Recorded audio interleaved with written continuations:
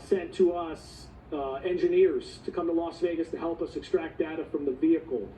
Thanks to their support, we were able to extract an SDMI chip from the Tesla vehicle, and Tesla was able to confirm to us using the data from the vehicle that the vehicle was not in full self-driving mode at any time during this incident.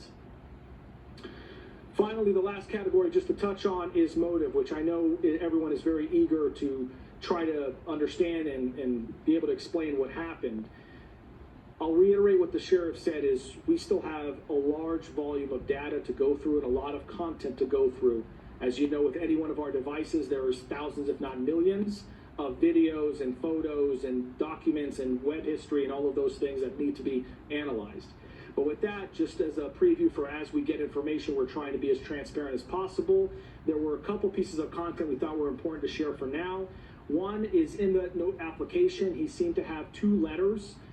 One letter in particular, as you can see here, this is an excerpt from that letter. He says, fellow service members, veterans, and all Americans, time to wake up. We are being led by weak and feckless leadership who only serve to enrich themselves. He goes on to explain a variety of other grievances and issues, some political, some personal, a variety of other things, which we will do our best to release very quickly here. But then there's a second letter where there's some more excerpts. This one seems to be dated after the fact in that notes application. And in there, you can read a couple of the excerpts. We are the United States of America, the best country, people to ever exist. But right now, we are terminally ill and headed towards collapse. This was not a terrorist attack, it was a wake-up call. Americans only pay attention to spectacles and violence. What better way to get my point across than a stunt with fireworks and explosives? Why did I personally do it now? I need to cleanse my mind of the brothers I've lost and relieve myself of the burden of the lives I took. I'd like to just also expand on that and understand that these are just excerpts. In there, he does offer additional information that is varying on the spectrum in terms of political grievances, issues about the conflicts elsewhere, not here, domestic issues, societal issues, a variety of other things, including personal challenges as well.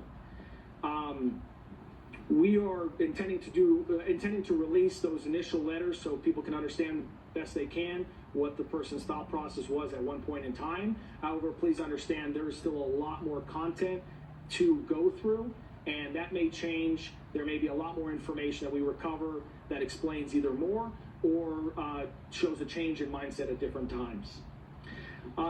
Before I turn it over to FBI Special Agent Spencer Evans, I just want to take a note and just mention what the sheriff said, which is our counterterrorism section and all of the people involved in this have been working around the clock 24/7, tirelessly, truly through the night. They are second to none, and we really appreciate everything they're doing. With that, turn it over to the FBI. Good afternoon. My name is Spencer Evans. I serve as the Special Agent in charge of the FBI's Las Vegas division. I'd like to express gratitude for everyone that's here today, and especially the partnerships that Sheriff Corrin just highlighted. It's been seamless collaboration between the FBI, ATF, Army, CID, Las Vegas Metropolitan Police Department. You know, if you walked into one of the command posts and someone's not wearing a uniform, you wouldn't be able to tell who works for which agency. And it's been outstanding collaboration. We do have significant updates that we're sharing with you from an investigative standpoint, but just want to reiterate, as Sheriff Corrin mentioned, there is still a lot of ongoing investigation. We have terabytes of data that we have to analyze. We have outstanding search warrants and subpoenas, interviews that are being conducted around the globe as we try to paint a comprehensive picture of exactly what happened. That being said, we do feel confident that we have a much better sense of how we arrived at the events of the 1st of January and additional information that we can provide. So I'd like to first begin by addressing something that continues to be widely speculated, whether or not there was any connection between what happened in New Orleans on New Year's Day and then the incident here in Las Vegas just a few hours later. Just to be clear, there is no evidence that these two events are connected.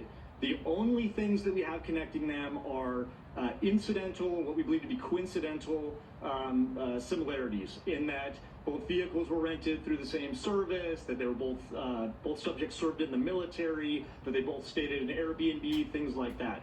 We've identified no telephonic or email communication between the subjects, no information that suggests that they knew each other, that they ever served in the same unit, that they were ever assigned at the same place at the same time and had interaction, and no witness interviews have corroborated or provided any information that the two events are connected in any way. In similar fashion, we have not identified any connection between this subject and any other terrorist organization. During the FBI's international investigation to date, as I mentioned, we have interviewed family members, friends, the subject's associates, and military members that he served with around the globe. Through these interviews, we've found that the subject held no animosity towards the president-elect. That's something that's also been reported. Investigative steps have discovered, and information from the Army indicates, that he likely suffered from PTSD, and we are also aware that there were potential other family issues or personal grievances in his own life that may have been contributing factors. Again, we're looking into all of that.